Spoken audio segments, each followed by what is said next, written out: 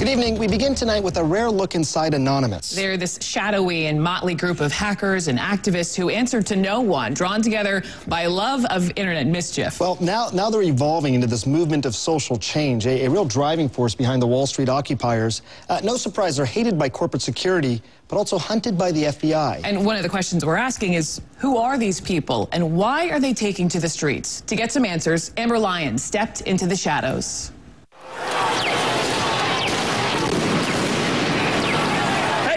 Back up. It's a dark and disturbing vision.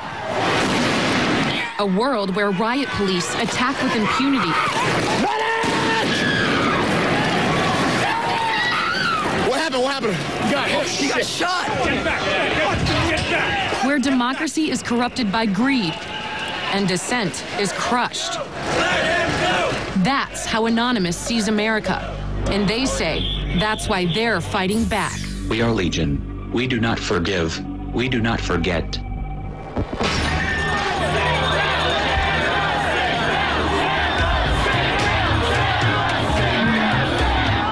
It's a movement that defies description. Leaderless. Tell me what democracy looks like. Faceless. Anarchic. This is our space. A loose collective born on the internet, Anonymous has no official members and no hierarchy. But within the group, some individual Anons have greater standing, earned by their skills as hackers, video makers, to see it with my own eyes and record it myself, and increasingly street-level activists. Tell me what police state looks like. Troy, not his real name, is one of them. This is what happens when the people have had enough. This is what happens when greed goes unchecked. Troy says he was drawn to Occupy Wall Street after watching his mother struggle with medical debts. He himself is working 2 jobs to make ends meet, despite having a college degree. You kind of just lose track of days, lose track of time, but it's worth it. It's all worth it. We met him at the Occupy Wall Street camp at Zuccotti Park. There's no specific person that talks for us. It's more like a hive, you know, an idea is brought up and whoever agrees with it, if the overwhelming majority of people that agree with it, then we go with it.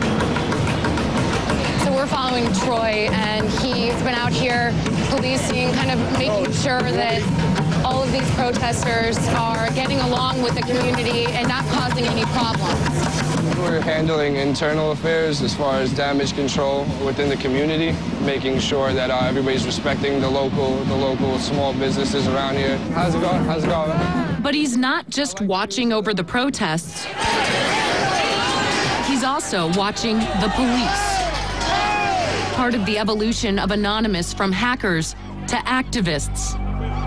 Anonymous was born a decade ago in one of the weirdest and darkest corners of the internet, an anything-goes image board called 4chan. 4chan users post anonymously, and the name stuck. We do not forgive. The group adopted a distinct identity and its own symbolism.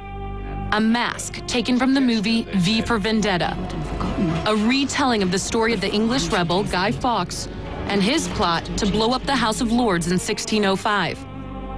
Instead of gunpowder, Anonymous uses the internet. Anonymous attacks its targets by flooding and crashing corporate and government websites, or digging up and publicizing highly embarrassing information. It's called trolling. They troll targets out of genuine outrage, but also just for fun. LULZ, it's a kind of pluralization and bastardization of laugh out loud. New York University professor Gabriella Coleman has been watching Anonymous for years. It's a term that kind of denotes this sort of pleasure, humor, laughter, everything from something which is quite playful, harmless, to engaging in a kind of full-fledged trolling attack that humiliates. Anonymous's campaigns, known as operations or ops, can be dramatic. In late 2010, a distributed denial of service attack took down the website of PayPal after the company cut off support for the online whistleblower site WikiLeaks. PayPal continues to withhold funds from WikiLeaks, a beacon of truth in these dark times. 16 Anons were arrested by the FBI, charged with conspiring to intentionally damage PayPal's computers. This is a message from Anonymous to the Bay Area Rapid Transit System, BART. This summer, Anonymous attacked the San Francisco area's public transportation system, BART.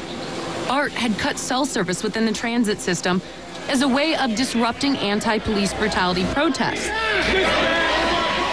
Anonymous's reaction was devastating and vicious. We will not issue any more warnings. Op BART included the release of a naked photo of a senior BART employee. Sometimes it kind of makes you laugh, sometimes it makes you cringe, sometimes it makes you laugh and cringe at the same time.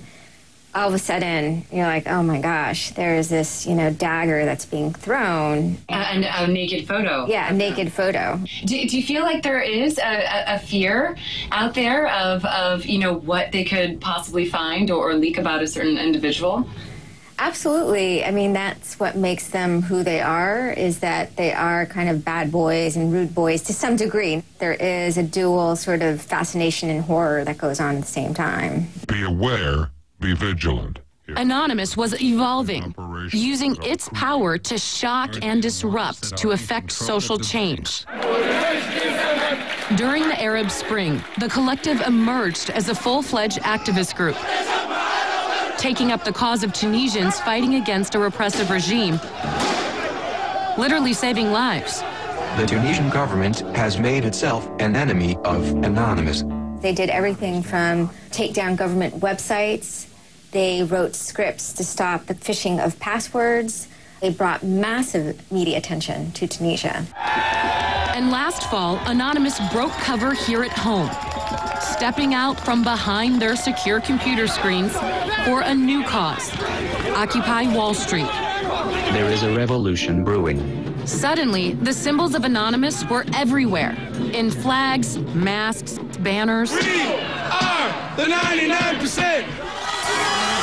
When we return, pepper spray and Anonymous strikes back. How are they getting personal information of these officers? I'd rather not say. The shadowy internet group known as Anonymous has grown now far beyond its hacker roots. It's now emerging as a forceful public relations weapon for the Occupy protest movement. Amber Lyon takes you inside Anonymous. We are Anonymous. Anonymous likens itself to the Air Force of the Occupy movement. Everyone, everywhere will be occupying their towns, their capitals, and other public spaces. Anonymous has an array of people on the streets. We're talking medics in San Francisco, tech support in Washington, D.C. And here in New York, guys like Troy. Troy, not his real name, is part of an army of citizen journalists documenting the movement and the police by broadcasting live video over streaming sites. When they see evidence of what they believe is police misbehavior, Anonymous strikes back, releasing personal information about specific officers. And hopefully he'll think twice before he pulls out his baton against somebody who's holding a sign saying we just want peace. And how are they getting cell phone numbers and personal information of these officers or bankers? I'd rather not say. In September, an NYPD officer named Anthony Bologna was filmed pepper spraying 2 protesters. Anonymous took direct action. We'll unleash hell on your phones, your servers, and anything else we can find. One of the most active subgroups within Anonymous is called the Cabin Crew. Their specialty is doxing. It's shorthand for combing the internet for all the information you can find about a target and then releasing it publicly. Cabin crew have noticed the injustices being committed by the New York police.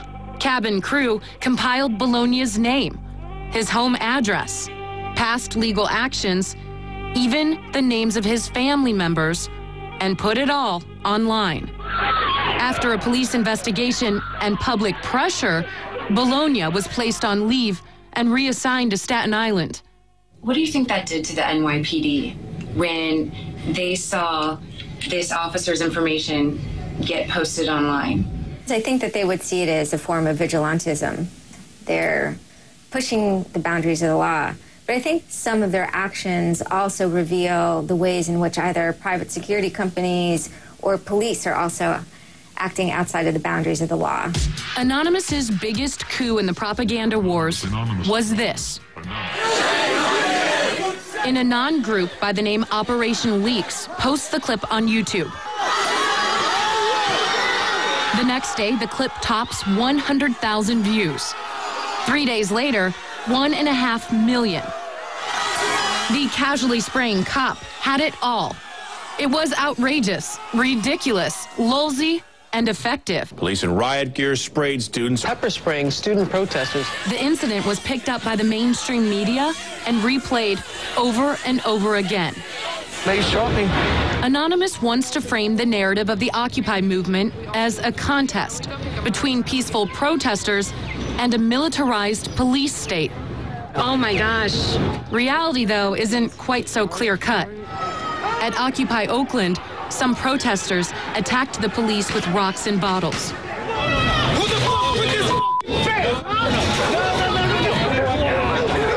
Others erupted in a fury after the city tore down their encampment. They're getting a little heated as some people are trying to tear down this fence and head into the main area, but others are trying to keep them quiet and calm so that the police don't have to get re-involved. I need some help. We need some more help over here.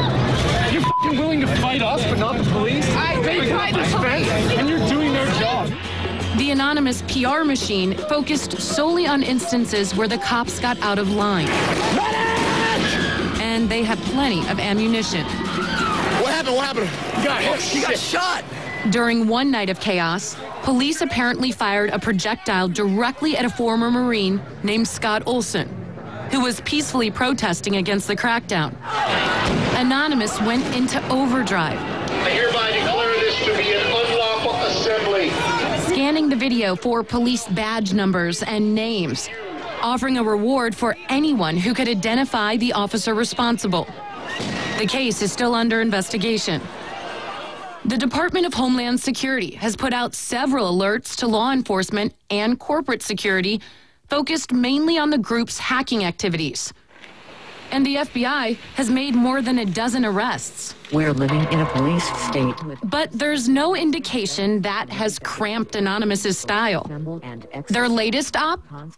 Merry Christmas and a Happy New Year to all on planet Earth. On Christmas Day, members crashed the website of a security research company, hacking its client list along with their credit card numbers in order to steal $1 million for donations to charity. We are Anonymous. Expect us. And our correspondent Amber Lyon now joins us here in studio.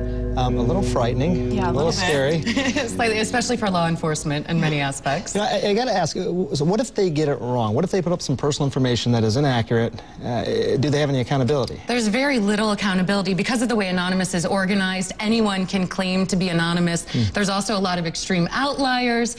And you know, law enforcement is intimidated by Anonymous. We tried to get an interview with anyone federally or locally, and they refused to send an officer forward kind of to the chopping block because they feared that if this officer appeared on camera, they could become a target of Anonymous. All right, Amber. Amber, thanks so much for that story. And coming up